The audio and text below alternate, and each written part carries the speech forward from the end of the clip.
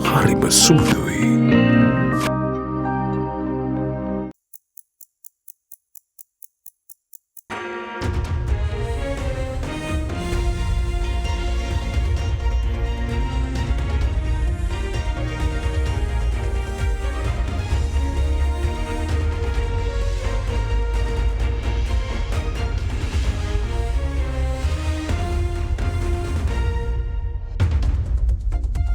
Tonight on First at 9 this Sunday the 10th of December 2023. Blackout inquiry. Power and Energy Minister to inquire into the sudden island-wide power failure yesterday. Lightning strikes on the Kotmale to Biagama transmission line highlighted as the cause behind the blackout, reveals the CEB. VAT unamended. Parliament fails to pass the VAT amendment bill due to a lack of quorum. VAT exemptions on 97 items to be removed through the new amendment, reveals the Finance Minister. Record inflows. $1.8 billion earned from tourism during the first 11 months, while $5.4 billion flow in from workers' remittances. Expanding operations. Revenue from airport operations pick up. Plans afoot to construct a new terminal at the BIA, reveals the Aviation Minister. ඔබේ විශ්වාසය දෙනු සෙන්සුරයින් දැන් ළඟමැති ෆාමසියෙන් ලබාගත හැක. From AdaDerana, this is AdaDerana First at 9. Live from Studio 24 in Colombo. Good evening and welcome to AdaDerana First at 9. I'm Aditya Durasinghe joining you live with the latest in Sri Lanka and around the world. Now in your top story tonight, we take you to the latest on Sri Lanka's expected tax hike in the year ahead. The Parliament failed to pass the VAT amendment bill today due to a lack of quorum, and as a result, the parliamentary session was adjourned by the Deputy Speaker of Parliament Ajith Rajapaksa until 9:30 a.m. tomorrow. The debate was scheduled to be held until 4:30 p.m. today, as per a decision taken by the Committee on Parliamentary Business. During the debate today, meanwhile, State Minister of Finance Ranjith Siambalapitiya said that the value-added tax would be imposed on 97 out of the 138 items that were previously freed from the tax in a bid to boost state revenue. However, State Minister assured that several items including medicines and equipment used by disabled people will not be subjected to the value-added tax. අපි වැඩ බද්ද නිදහස දීලා තිබුණා අයිතමයන් 138කට. එකෙන් 97ක් අද දවසේ අපි ඉවත් කරන්න කටයුතු කරනවා රාජ්‍ය ආදායම වර්ධනය කර ගැනීමේ අවශ්‍යතාවය වෙනුවෙන්. පාසල් පොත් සහ උපකරණ වලට කලිනුත් වැඩ බද්දක් තිබුණා. ඒක නැත්තේ නෑ. දෙවෙනි එක ඖෂධ වලට වැඩ බද්දක් අයිති වෙන්නේ නෑ. ආබාධිත උපකරණ වලට වැඩ බද්දක් නෑ. හාල් පිටි වලට වැඩ බද්දක් මේ කියන නිදහස අහිමි කරන්නේ නෑ කියන එකයි මම මේ කියන්නේ. තිරිඟු පිටි වලට මේ නිදහස අහිමි කරන්නේ නෑ. එළවලු වලට පළතුරු වලට මේ නිදහස අහිමි කරන්නේ නෑ. කිරි වලට අහිමි කරන්නේ නෑ. මම දැක්ක සමහර කියලා තියෙනවා 19 ගිලන් රථ සේවාවටත් මේක ජනතාවට වැඩබදු ගන්නවා කියලා. ගිලන් රථ ගෙන්නනකොට වැඩබද්දක් අයිති වෙනක වෙනම දෙයක්. හැබැයි 19 සේවාව සම්පූර්ණ රජයෙන් තමයි නඩත්තු කරන්නේ. ඒවට අප බදු ගහලා ජනතාවගෙන් එක ගන්න යන්න අපි බලාපොරොත්තු වෙන්නේ නැහැ. දැන් මේ වැඩ සහනය අහිමි කිරීමෙන් තුලින් යම් ආකාරයක උද්දමනයටත් හේතුවක් වෙනවා. අද අපේ උද්දමන වේගය තියෙන්නේ පහුගිය මාසේ 3.4යි. මේ දෙක එකතු කරාම 105 ඉක්මවා යනවා. මහා බැංකුව කියලා දෙන අපි 105ක උද්දමනය පවත්වා ගන්නවා කියලා ගරු කතානායකතුමනි. ඔව් අපිට පුළුවන් වේවි. අපි බලාපොරොත්තු වෙනවා තෙල් මිල ලෝකේ ඩොලර් 80ට තිබුණ බැරල් එක 70 දක්වා අඩු වෙලා තියෙනවා. විදුලි බල මණ්ඩලය උපරිම විදිහට ජල විදුලිය අද පාවිච්චි කරනවා. අපිට පුළුවන් වේවි ලබන මාසේ වෙනකොට මිල සමාලෝචනයේදී යම් අඩුවීමක් මේ දෙකේම කරන්න. දැන් මේ 138න් ඔබතුමා කිව්වා 97ක් අය කරනවා. එතකොට 41ක් කරන්නේ නැහැ. එතකොට ඒකට ඉන්ධන ඒ කියන්නේ ඩීසල් පෙට්‍රල් ඒකට තුලත් වෙලා තියෙනවද? ඒකට අය කරනවද? පෙට්‍රල් ඩීසල් මේකට අයිති. හැබැයි බොර තෙල් විදිහට ගේනේවා මේකට අයිති නැහැ. අනිත් එක දැන් මෙතන සියලු භාණ්ඩවල වැට් එක 15 ඉඳලා 18ට යනවා. අනිත් එක තමයි මේ අලුතෙන් වැට් ගහන ಜಾති 97 ඒවා බිඳුවේ ඉඳලා 118ට වැඩි වෙනවා. අපි කවුරුත් දන්නවා මන්ද පෝෂණයෙන් පෙළීලා ඉන්නේ අපේ රටේ දරුවෝ. මේ දරුවන්ට දෙන මේ පෝෂක ගුලි එකට බද්ද ගහන්න එපා බිඳුවේ ඉඳලා 18ට කියලා අපි ආයාචනා කරා. ඊළඟට දියර කිරියකට බද්ද ගහනවා බිඳුවේ ඉඳලා 118ට. බිත්තර වලට බද්ද ගහනවා 100 බිඳුවේ ඉඳලා 18ට. මේ වැට් බද්ද ගහනවා කිව්වොත් වැරදි කරු කතානායක මේ වැට් බද්ද තිබුණා මේ භාණ්ඩවලට. හැබැයි අපි නිදහසක් දීලා තිබුණා. ඒ නිදහස තමයි මේ අයින් කරන්නේ. මේ කියන්නේ මෙච්චර කාල වැට් එකක් තිබුණා. මේකට වැට් එකක් ගහනවා. ඊට පස්සේ සහල් මෝල් වලට උපකරණ වලට වැට් එක ගහනවා. රබර් කර්මාන්තේ රබර් කිරි ටික අර ලේටෙක්ස් එකට වැට් එක ගහනවා. සියලු රසායනික පොහොර වලට වැට් එක ගහනවා. පොහොර නවත්තලා ගොවියා වැටිලා දැන් ගොවියාගේ පොහොරකට වැට් එකක් ගහනවා. ඒ ඩීසල් එකටත් බද්ද ගහනවා පොහොරටත් බද්ද ගහනවා. නමුත් අපි දුමු තේකොළ කියලා ග්‍රීන් ලීෆ් එකට බද්ද ගහනවා. පොල් කර්මාන්තේ කොප්පරා කියමු ඒවට බද්ද ගහනවා. සියලු වෛද්‍ය උපකරණ වලට වැට් එක ගහනවානේ. ඖෂධ නිෂ්පාදනය කරන අහඬ වලට උපකරණ වලට වැට් එක ගහනවා. දැන් සෝලාර් පැනල් එකට වැට් එක ගහන්න යනවානේ. ඇයි වැට් එක ගහන්නේ සෝලාර් පැනල් එකට? අවසානම වශයෙන් මේක එකක් තියෙනවා. දේශීය මෘදුකාංග හදන කට්ටිය පිට රටට ඒව අරිනවා නම් ඒ කට්ටියට වැට් එකක් ගහන්නේ නැහැ. හැබැයි ඒ කට්ටිය ලංකාවේ මේවා විකුණනවා නම් වැට් එකක් ගහනවා. ඌබර් එක බිල් කරන්නේ නෙදර්ලන්ඩ්ස් වලින්. පික්මි එක බිල් කරන්නේ කොලම්බි. එතකොට නෙදර්ලන්ඩ්ස් වලින් නම් ඒක ෆොරින් සර්විස් එකක් වැට් නැහැ. පික්මි ලෝකල් සර්විස් එකක් වැට් තියෙනවා. ඉතින් එතන ලොකු අසාධාරණයක් තියෙනවා. අර අලුතෙන් ඇතුල් වෙච්ච 97 මොකක්ද කියන එක මේ සභාවට දැනුම් දුන්නා නම් කිසිම ප්‍රහෙලිකාවක් නැහැ. කාටවත් එතකොට දැනගන්න පුළුවන්, උදව් කරන්න නම් පක්ෂ වෙන්න පුළුවන්, විපක්ෂ වෙන්න පුළුවන්. ඇයි ඒක නොකරන්නේ? මේ 97 භාණ්ඩ තියෙනවා ගරු නියෝජ්‍ය කතානායකතුනේ 3400ක්. රහස්‍ය කරන දෙයක් නෙවෙයි මේක එලි දක්වනවා. දැන් ඉස්සල්ලාම ඔබතුමා බලන්න ඝනපූර්ණේ ඉන්නවද කියලා. ආණ්ඩුව බේරගන්න පාර්ලිමේන්තුවේ ආණ්ඩුවේ මන්ත්‍රීවරු නැහැ. බලන්න එකන් තමයි ඝනපූර්ණේ. Later, the bell was rung by the Deputy Speaker of Parliament for 5 minutes, calling the members of Parliament to be seated in the House. However, the Parliament was then adjourned until 9:30 am tomorrow, owing to the inability to meet the quorum of 20 members. As a result, the VAT Amendment Bill was not passed in Parliament today. Now, as that transpired in Parliament today, the Chief Government Whip Prasanna Ranatunga says the Value-Added Tax Amendment Bill will be debated and passed in Parliament tomorrow. In a statement, the Chief Government Whip said the decision to debate the bill was again taken following a meeting with the Speaker of Parliament Mahinda Abeyewardena and Leader of the House Dr. Susil Premajayantha. However, Chief Opposition Whip Lakshman Kiriyala says the ruling party cannot decide on its own to present the VAT Amendment Bill to the Parliament again tomorrow without a decision taken at a party leaders meeting. Addressing those concerns, the Speaker of Parliament Mahinda Abeyewardena meanwhile said that the VAT Amendment Bill will be debated following the committee stage debate on the budget and that there is no need to seek the consent of the party leaders. Now, meanwhile, major power outages were reported across the island yesterday, which lasted nearly 6 hours. The blackout came to an end by 11 p.m. last night after the Ceylon Electricity Board took measures to restore power under several stages. The CB further revealed that the sudden island-wide power outage yesterday was caused by lightning strikes which hampered electricity transmission along the Kothmale to Biagama transmission line. Addressing the situation in Parliament this morning, State Minister of Power and Energy Indika Anuruddha Herath revealed that 2 separate inquiries into the matter have already been initiated by the Ministry of Power and Energy and the Ceylon Electricity Board. Due to a breakdown in the Kothmale to Biagama transmission line, a sudden island-wide power failure occurred at 5:10 last evening, which approximately lasted for 6 hours. The general public were severely inconvenienced as the daily lives and operations of several organizations remain hindered due to the power outage. During this period, measures were taken to dispatch police officers across all the areas to ensure security amidst the sudden electricity failure. Later, the Ceylon Electricity Board ensured complete power restoration by 11 p.m. under several stages. The sudden power failure also affected the water supply in several areas of the country. Owing to the abrupt power failure, the water supply in parts of the country were either disrupted or supplied at a low pressure. However, the Water Supply and Drainage Board stated that the authority was able to restore the water supply to some parts of the island within few hours. According to media spokesperson of the Ceylon Electricity Board, Engineer Noel Priyantha, lightning strikes on the Kothmale to Biagama transmission line caused the sudden island-wide power outage yesterday. Speaking in the Parliament this morning, State Minister of Power and Energy Indika Anuruddha Herath said 2 separate inquiries have already been executed by the Ministry of Power and Energy and the Ceylon Electricity Board due to the sudden power failure. අපි වගකීමකින් කියන්න ඕන මේ වෙද්දිත් අපි පරීක්ෂණයක් අභ්‍යන්තරව විදුලි බල මණ්ඩලයක් ඒ වගේම අමාත්‍යාංශයත් ආරම්භ කරලා තියෙන්නේ කියන එක ඒ වෙද්දි අපි විදුලිය නිෂ්පාදනය කරමින් හිටියේ නොරොච්චෝලේ ගල්අඟුරු බලාගාරයෙන් මෙගාවොට් 300ක් පමණයි. ඊතුරු සියලුම විදුලිය අපි ලබා ගත්තේ ජල විදුලියෙන්. ඒතර ජල විදුලිය රැගෙන එන මාර්ගය තමයි මේ විදිහට කාලගුණික තත්ත්වයේ උඩ විසන්දි වුණේ. ඒක නැවත ස්වයංක්‍රීයව යථා තත්ත්වයට පත් කරගන්න හැකියාවක් නැහැ. වෙද්දි ඩිමාන්ඩ් එක තිබුණා 1500කට ආසන්න ප්‍රමාණයක්. ඒ ප්‍රමාණය 300කින් අල්ලගෙන ඉන්න බැරි නිසා නොරොච්චෝලේ බලාගාරයත් අක්‍රිය වුණා. ඒ නිසා සියලුම සැපයුම් මාර්ග නැවතුණා. මේක යථා තත්ත්වයට පත් කරන්න පැය 4ක 5ක කාලයක් ගත වෙනවා. මොකද කුඩා බලාගාර පණ ගන්නුවින් තමයි ගෙන්නන්න පුළුවන්කමක් තිබුණේ. Now, as Sri Lanka gradually makes its way out of the grueling economic crisis it suffered, the outgoing Indian envoy to Sri Lanka, Gopal Bagle, says that India is looking at various sectors to make investments in Sri Lanka, including in the renewable energy, education, logistics and health sectors.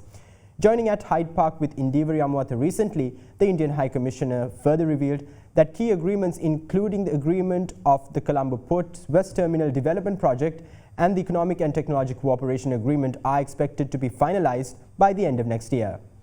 Further addressing concerns regarding employment opportunities being lost as more and more Indian companies invest in Sri Lanka, the High Commissioner claimed that such concerns are misplaced since Indian investments, wherever it goes, creates local employment opportunities.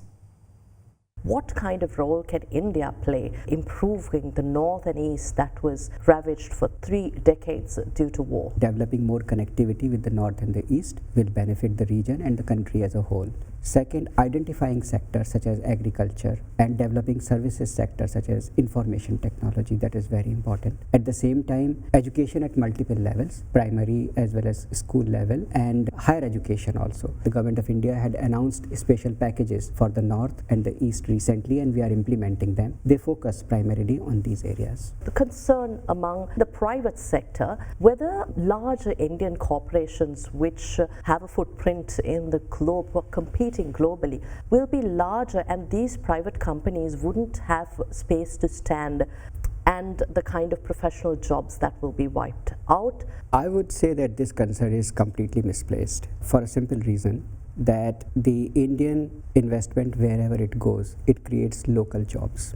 I will give you examples. Almost all the employees in Lanka IOC, whether here or in Trincomalee or in their other places, they are Sri Lankan. Very few expats. The HCL Technologies, which came here during the height of COVID and has established a global software development center, in no time they went from 0 to 2,000. More than 95% of their employees that they are training for this global software development are Sri Lankan. Generally, what is true of Indian investment is wherever it goes, it creates local capacities, it hires local talents. And let me assure you, there is absolutely no threat to the jobs of Sri Lankans. That is not the model India follows. Tries to create local capacity. The timeline of some of the investments that have been discussed, do we see anything in the pipeline? So there are projects which are at various stages. West Container Terminal, I think it's progressing well, and it should be online sometime next year. What I have been told is third quarter or fourth quarter of next year, so that should come up. There is also possibility of investment in renewable energy segment, both from Indian private sector and public sector,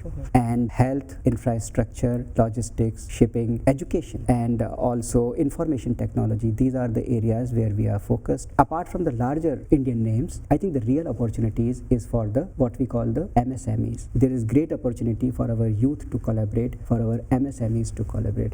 That will be the real game changer. There was a mention about developing the Trincomalee oil tank farm. Yes. What's the process and progress of it? As you know, the Trincomalee tank farms have one portion, the lower tank farm, which LIOC developed in the years that it has had it, and it is functioning fully. In fact, the Trincomalee terminal of Lanka IOC was the lifeline from where the fuel was supplied last year when the petrol bunks did not have enough fuel in the country to disperse. So Trincomalee tank farm, the lower tank farm, is already fully functional. In fact, it has lube manufacturing, grease making, the lubricants also, Lanka IOC is making it there. What we are talking about is the development of the storage facility in the upper tank farm, part of which is to be developed as a joint venture between Lanka IOC and CPC. Now these tanks are old, they need to be refurbished, and they are just the tanks. They will need connecting infrastructure to the jetty, and to the jetty then again ships will need to come, so some work needs to be done over there. And the pipeline that we are talking about, the oil pipeline connectivity from India, I think that and the storage capacity, if once we develop it in Trincomalee tank farms, these two components will work very well together. We have begun the joint study, oil pipeline connectivity from India. I think that and the storage capacity, if once we develop it in Trincomalee tank farms, these two components will work very well together. With EDCA in discussion negotiations again, how do you see this changing the trade relationship between the closest neighbors, Sri Lanka and India? What we are trying to do now is to quickly move to finalize the ETCA, the Economic and Technological Cooperation Agreement, to finalize the text of the agreement and conclude the chapters which had then remained. And wherever some modification needs to be made in the text, that of course the negotiators will do. That's the job. But the direction from the political level is very, very clear that as the two closest neighbor, which have great opportunities for expanding our trade and expanding the trade basket, we should move in that direction very quickly. Now, State Minister of Finance Shehan Semasinghe meanwhile says that applications for the second phase of the Aswasuma Welfare Benefits Program will commence in January 2024. The State Minister pointed out that the government is ready to carry out a comprehensive review of the welfare benefit scheme's first phase before the second phase is launched. The minister said that issues which emerged during the implementation of the first phase and also the suggestions presented by various parties will be considered during this review. Accordingly, the Aswasuma payments for the month of October have been credited to the accounts of 1.4 million beneficiaries. Minister Semasinghe further emphasized that the government hopes to increase the number of beneficiaries to 2 million next year and to select individuals most suitable to receive the welfare benefits. In addition, an amount of 205 billion rupees has been allocated for Aswasuma payments in 2024.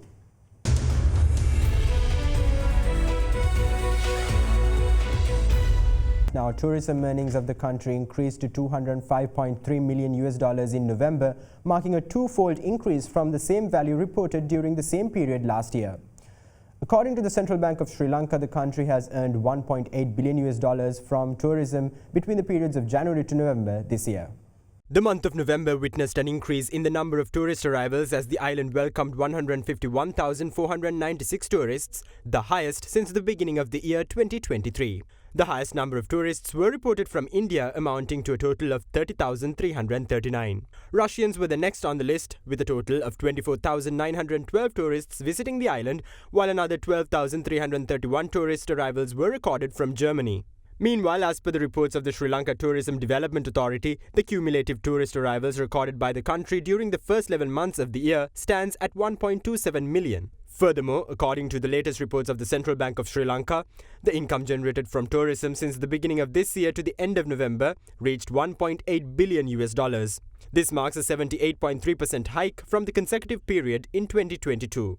Accordingly, the revenue earned within the month of November was up to $205.3 million, which is more than twice the revenue earned during the same period last year.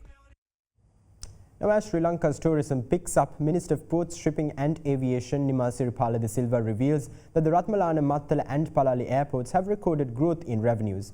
Addressing a media briefing, the aviation minister said a terminal which is capable of facilitating 150,000 passengers will be constructed at the Bandaranaike International Airport within 6 months next year as a solution to the traffic congestion at the airport's passenger terminal.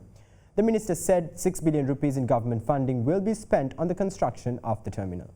අපේ ගුවන් සේවා අංශයෙන් විශේෂයෙන්ම රත්මලාන මත්තල පලාලි ගුවන් තොටුපළෙන් තමයි රට ගුවන් මගින් පැමිණෙන්නේ. ඒ තුනේම ඉතා පැහැදිලි වර්ධනයක් සිදු වෙලා තියෙනවා. විශේෂයෙන්ම එයාපෝට් ඇන්ඩ් ඒවියේෂන් සමාගම මේ ගුවන් තොටුපළ භාර සමාගම බිලියන 26ක ලාභයක් අරගෙන තියෙනවා. ඒකෙන් පේනවා අපි මත්තල තිබුණු පාඩුව 125කින් පමණ අඩු කරගන්න පුළුවන් වෙලා තියෙනවා. ළඟදී ආරම්භ කරන ලද පලාලි ගුවන් තොටුපළනුත් මිලියන 12ක ලාභයක් අපි ලබාගෙන තියෙනවා. ඉතින් මේක ඊටාම ධනාත්මක පැත්තට අපේ ගුවන් සේවාවන් පිළිබඳව අපිට කතා කරන්න පුළුවන් කමක් තියෙනවා. නමුත් දැන් මේ වැඩි වෙන සංචාරකයන් සංඛ්‍යාව සඳහා අපි සැලසුම් කරා ජයිකා ණය මුදලක් සහිතව අපට සෙකන්ඩ් ටර්මිනල් දෙවනි ගොඩනැගිල්ල හදන්න. නමුත් අපේ රට බංකොලොත් බවට ප්‍රකාශ කරායින් පස්සේ ජයිකා ආයතනය අපිට ඒ ණය මුදල් දීම නැවැත්තුවා. ඒ නිසා තමයි අද භාගයට හදපු ගොඩනැගිල්ලක් තියෙන්නේ. නමුත්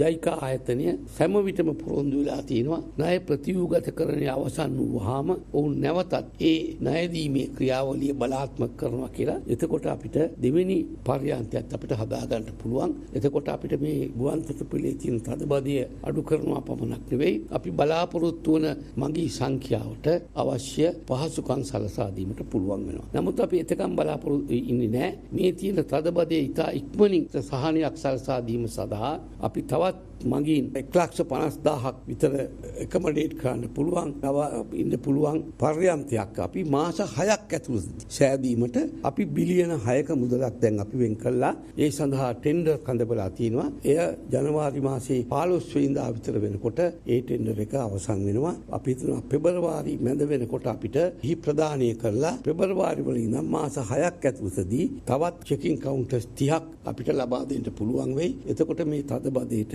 අපි යම් ප්‍රතිකර්මයක් කරා වෙනවා දෙවනි පර්යන්ත ගොඩනැගිල්ල හදනකම්. Now in more good news on Sri Lanka's economic front, Sri Lankan migrant workers have remitted $5.4 billion in the first 11 months of 2023. According to the data from the Central Bank of Sri Lanka, this is a 63% increase compared to $3.3 billion worth of remittances recorded during the first 11 months of last year.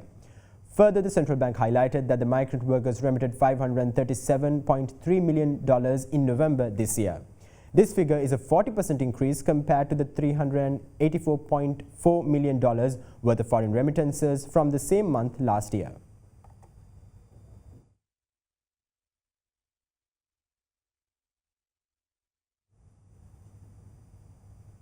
Now in other news, concerns have been raised by many calling the government to introduce a transparent mechanism to properly disclose the details of expenses funded by tax revenue in order to induce eligible high-income earners to pay their fair share in taxes. Experts say the general public has a tendency to evade paying taxes and turn towards private sector services in order to get the necessary services expected from the government in the first place. To further explain the situation, we have with us Professor Vasantha Thukurle tonight on our next segment, Understanding Taxes in Sri Lanka.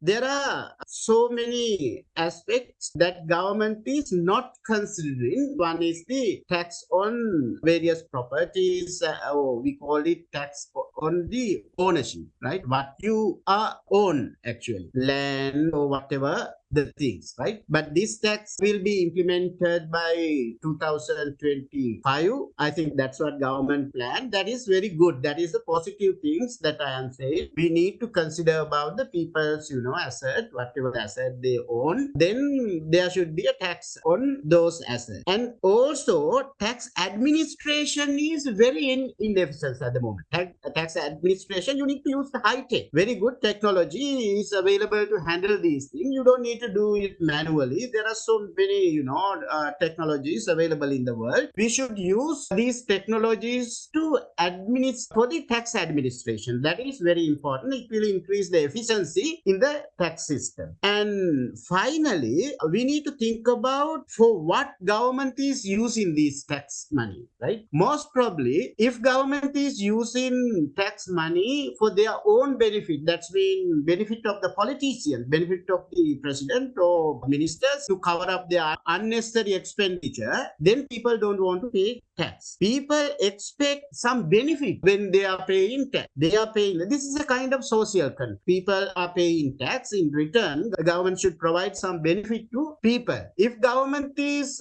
not providing the benefit, then people don't want to pay the tax. That is what probably, that is also one of the reasons why tax compliance rate is very low in countries like Sri Lanka. They are taking those services from the private sector due to the poor quality or high competitive in the government sector schools or health sector.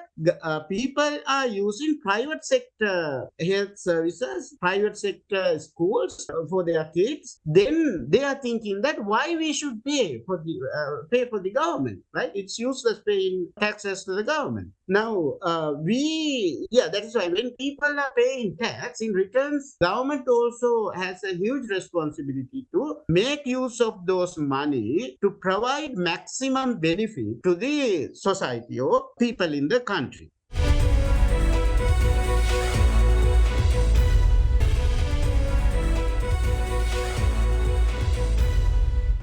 Welcome back. Now, Fitch Ratings has downgraded Singer Finance Lanka to BBB from BBB positive.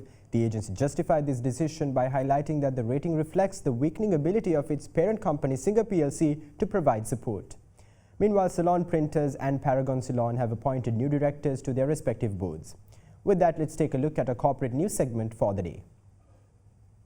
Fitch Ratings has downgraded Singer Finance Lanka's national long-term rating from BBB to BBB positive with a stable outlook. Fitch has downgraded the firm's outstanding senior unsecured debt to BBB from BBB positive and the outstanding subordinate unsecured debentures to BB positive from BBB negative. The rating agency said that the rating is based on expectation of support from Singer, taking into account Singer's 80% shareholding in Singer Finance Lanka, the common brand name, and a record of equity injections into Singer Finance Lanka. As such, the downgrade reflects Singer's weakening ability to provide support. Ceylon Printers said that Mohammad Riyad Yusuf Rifai has been appointed as the senior independent director of the company with effect from the 1st of December 2023. With over decades of experience in the fields of journalism, media, communication and telecommunications, Riyad serves as one of the founding members and a director at the Advocata Institute. Meanwhile, Paragon Ceylon has appointed Dulani Tanuja Dialvis as an independent non-executive director of the company with effect from the 1st of December 2023. Alvis is a past finalist of the Chartered Institute of Management Accountants London and holds a bachelor's degree in business administration from the University of Colombo. She has over 15 years of experience in the finance and leasing industry. Currently, she serves as the CEO of AdaDerana Investments.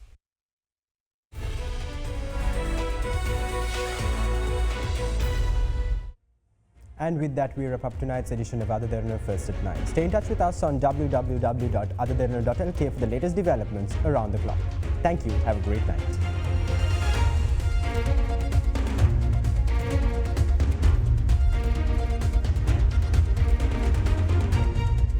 For news and information you can trust 24 hours a day, visit AdaDerana.lk.